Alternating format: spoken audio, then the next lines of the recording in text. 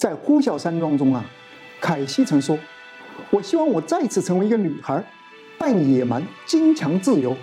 这似乎表明了她对自由自在少女时代的怀念。离开少女时代之后的女性呢，所面对的更多的是来自于道德的约束和家庭的责任。但这些对女孩时代的怀念方式，难道就只能留存在文学作品中吗？幸运的是世界上真的就曾经有过这么一个地方，在离雅典20公里左右的东部海边一个2500年前古希腊的女孩们在背负身份性别的约束之前最后的自由狂欢之地，也是他们日后追忆自己童年时光的甜蜜之乡。这就是我们今天要和大家一起去参观的阿特米斯神殿遗址和博物馆。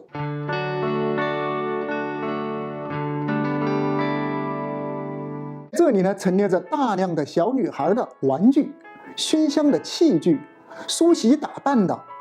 首饰匣装，还有父母们为爱女打造的陶俑，以及女孩们成长中的点点滴滴。遗址的考古发掘工作呢，是从1945年开始，直到1962年完工。我们今天能看到的有阿特米斯神殿的遗址、神殿西北角的圣泉和石桥、神殿北边的派形多尼克式柱廊以及柱廊后面的9个房间，还有神殿东南角的一个仪式伊菲耶尼亚的墓地。那么谁是伊菲耶尼亚？她的墓地为什么会出现在阿特米斯神殿的附近呢？原来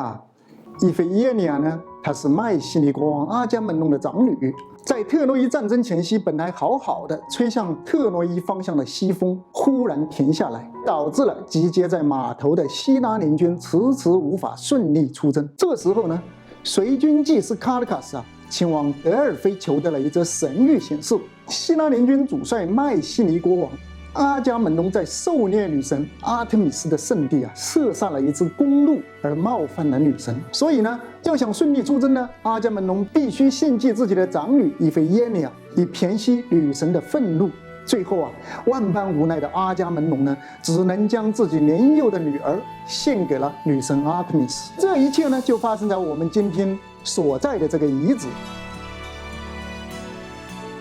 大家好，我是黄小熊，原由八荒。话说当伊菲耶尼亚得知原来父亲要将自己献祭给女神阿特米斯时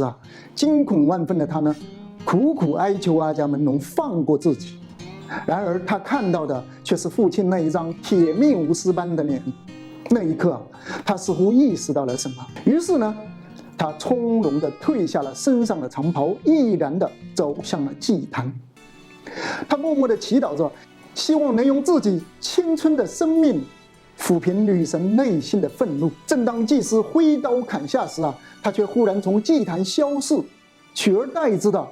是一只熊。原来女神阿特米斯被伊菲耶尼亚的虔诚感动，而用一只熊替代了她。之后呢，又让她成为了自己神殿里的一名女祭司，并且在她去世之后，还被埋在了神殿旁边，继续陪伴自己。而在这里每4年一次的扮熊仪式阿克提亚，它是否与伊菲耶尼亚的故事有什么联系呢？到底有何意义呢？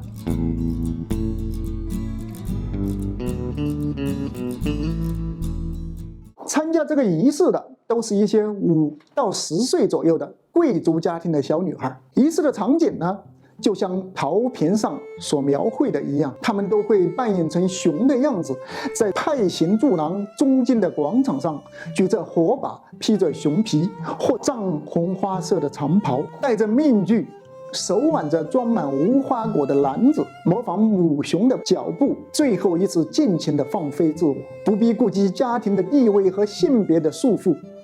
因为到了下一次再举行同样的仪式时，他们就会因为已经成年或者已为人妻而不能再次参加了。从这一层意义上来说呢，这一个阿克提亚的仪式更像是一种成人礼。也许它是在纪念伊菲耶尼亚被熊代替献祭，自己呢也因此告别了天真烂漫的少女时代，而将余生奉献给了女神的故事。事实上，与阿克提亚仪式相关的还有一个女神阿特米斯的圣熊的神话故事。话说有一天一个小女孩因为取笑一只熊而被熊抓伤了眼睛，女孩的兄弟呢，愤怒之下呢，杀死了这一只熊，而阿特米斯呢，则以雅典人民的饥荒、瘟疫作为报复。阿波罗通过德尔菲的神谕告诉雅典人啊，从今以后，每个雅典女孩啊，在婚前为阿特米斯扮演熊，才能解除饥荒。自此，雅典人每4年便到这里来。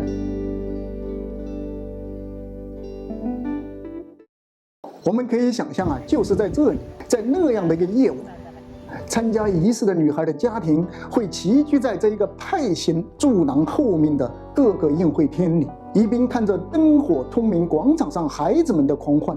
一边与亲朋好友们推杯换盏，尽情畅饮。在神殿西北边的圣泉旁边啊，尽情狂欢之后的女孩们，或在这里取水解渴，或在这里沐浴更衣，而更多的也许是在这里留下心爱的玩具和其他小物品，来纪念自己一去不返的天真岁月吧。这大概就是森林考古遗址的神奇吧，可以跨越时间和空间，去切身的感受在这里曾经历的一切。我是黄小熊，原由八荒。